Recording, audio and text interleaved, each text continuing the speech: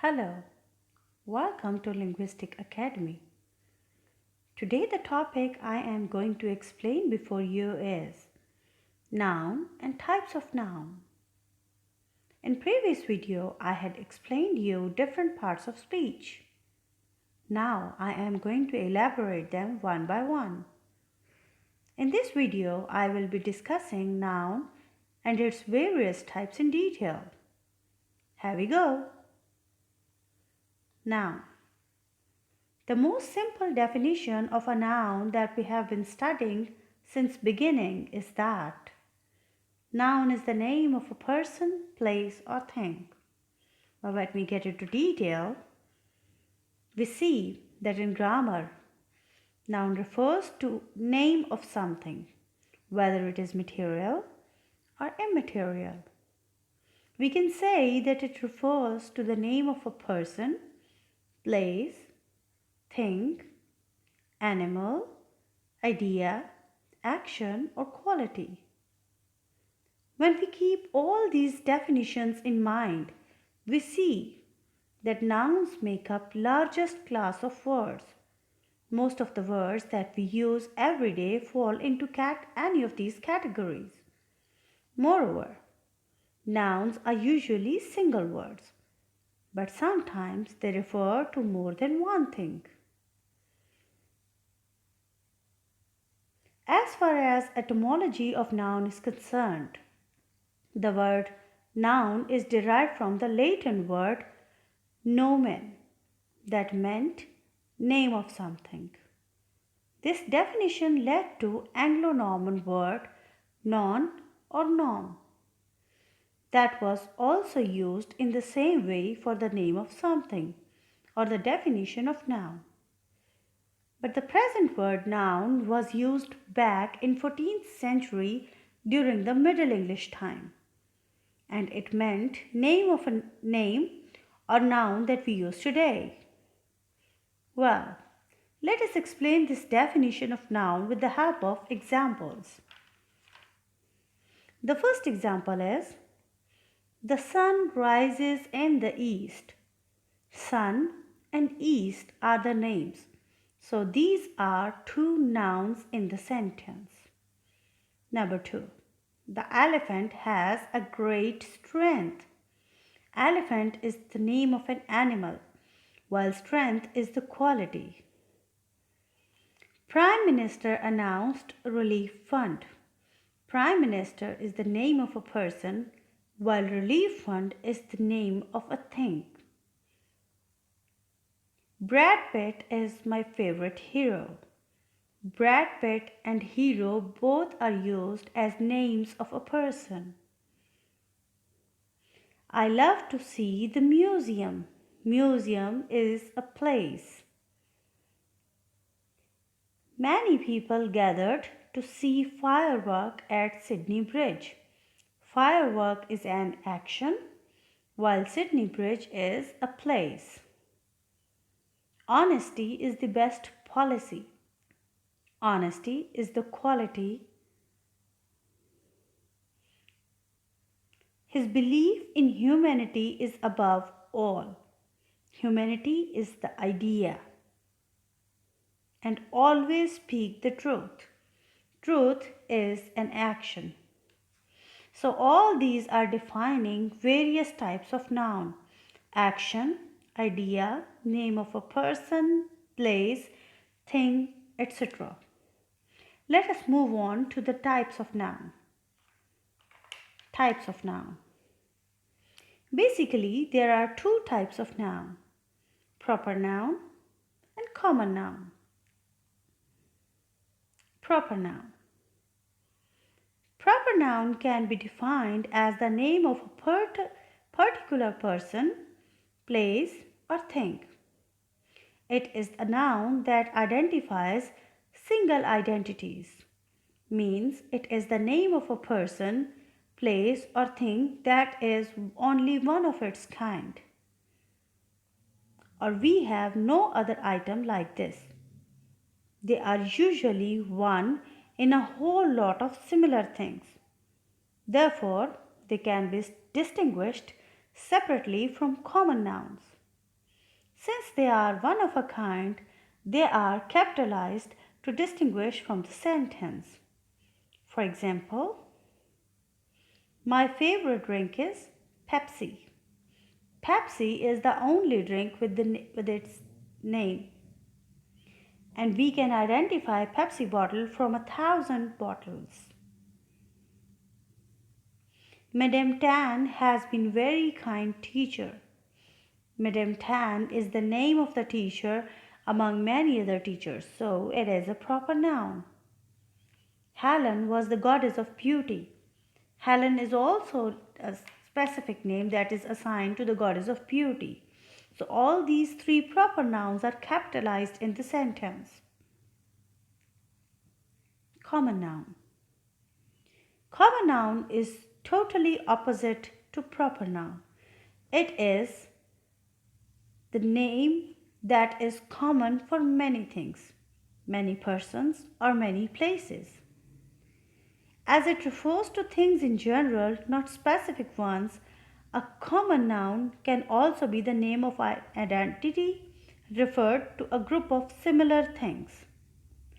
Though they make up more than 90% nouns that we use every day, still, they are not capitalized unless they become at the beginning of the sentence.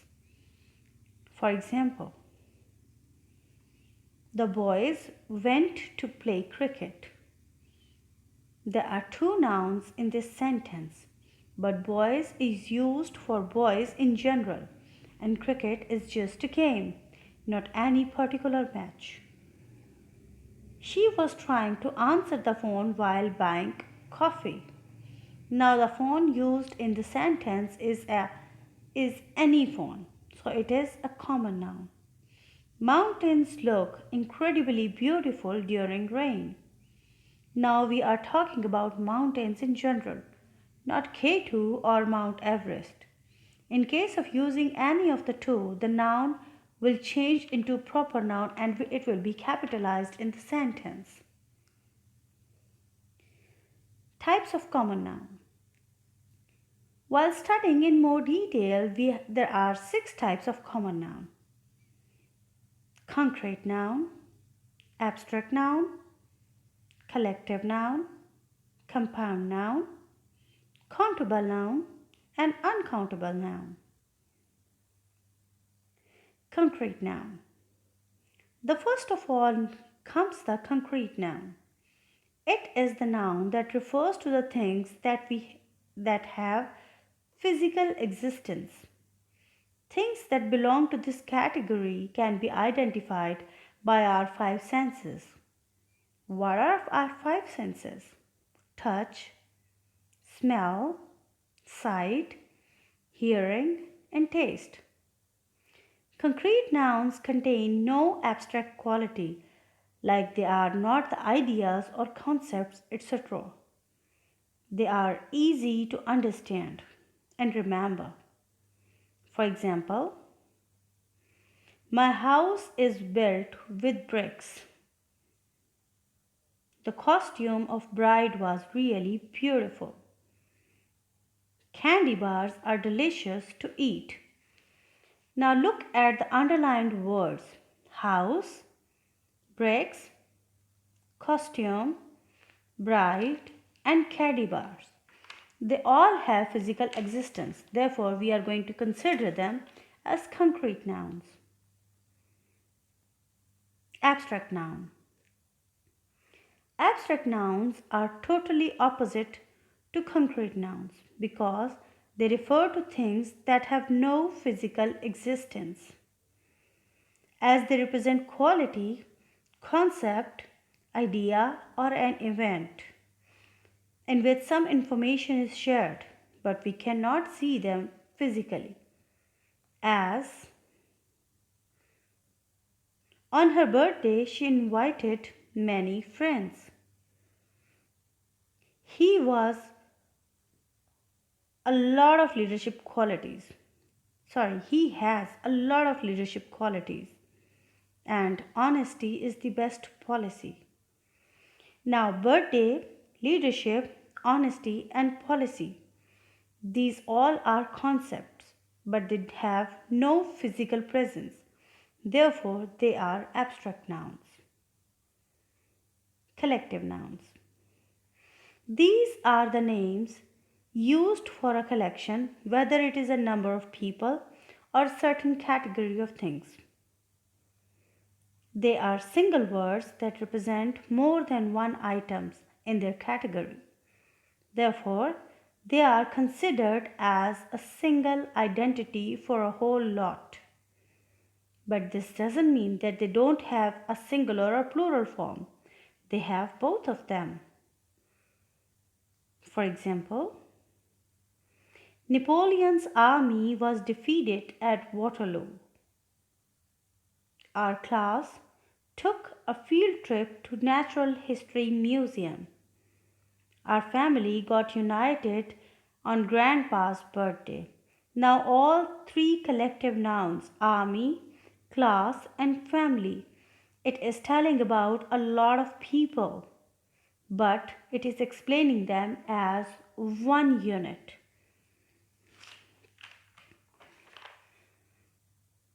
Compound noun. These nouns are made up of two or more words. Two nouns along with adjectives are put together to form a single noun. These extra noun and adjective work as modifiers. These nouns can be with or without space, or even with a hyphen. The closed spaced are often confused with one noun, and the open spaced are confused with separate nouns.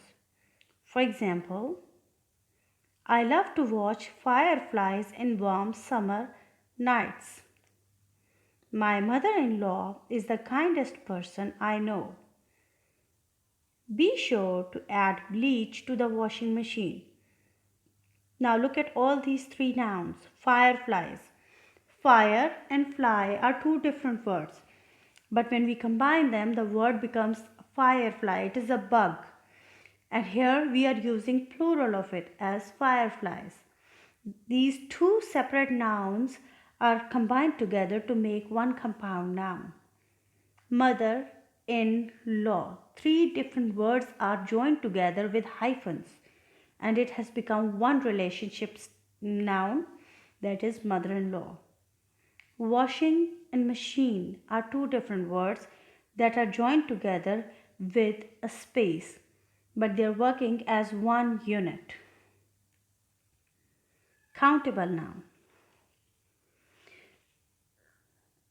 Countable nouns are individual people, animals, places, things, or even ideas that can be counted. These are the nouns that can be modified by numerals. In the same way, they occur in both singular and plural forms. Moreover, we can use determiners that are quantificational or represent quantities with them, like each, every, several, etc. For example, he had a few gray hairs on his temple. They keep several chickens in the backyard. Every rotten tomato smells bad. Now, gray hairs are countable nouns. We can count them, but we are using few, that is quantificational determiner. Chickens are the countable noun that we can count, but we are using several with it. Rotten tomatoes are countable nouns, and we are using every with them. Uncountable nouns. These are totally opposite to countable nouns. Uncountable nouns are the things that we cannot count because they can be any abstract idea, quality, or physical objects that cannot be counted. They may consist of things that have physical existence but can be measured instead of counting. For example, I got this information from internet. Health is greater than wealth. Can you bring me some water? Information is an idea, but we cannot count it. Health is also an abstract noun and we cannot count it. Can you bring me some water? Water has physical existence, but it can be measured. It cannot be counted. Therefore, it is also an uncountable noun. Thank you for watching the video. Make sure you subscribe my channel for more information. Do let me know about your feedback and ask me any queries if you have in the comment box.